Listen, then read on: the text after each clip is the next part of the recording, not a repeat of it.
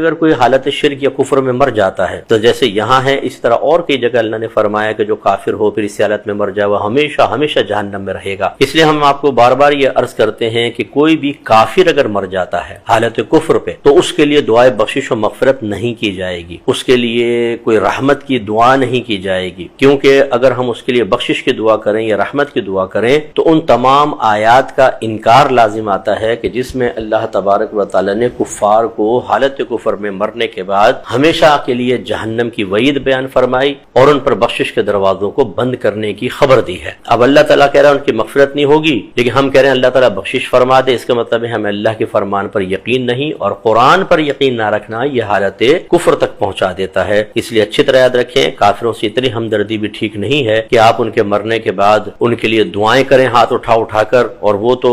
کہاں گیا یہ کنفرم ہے ہی ہے، لیکن آپ کا انجام بھی خراب ہو جائے۔